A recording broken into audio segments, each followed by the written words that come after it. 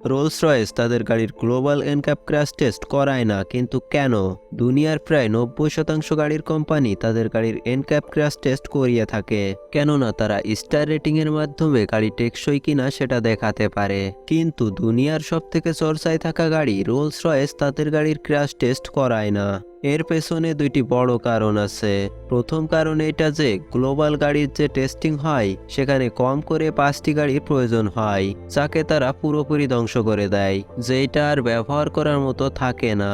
এবং Rolls Royce অনেক দামি হয়ে থাকে, যার কারণে তারা ক্র্যাশ টেস্ট করায় না।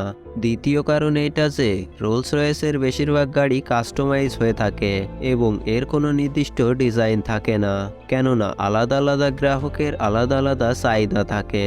এইটাও একটি বিভ্রান্তি সৃষ্টি করে।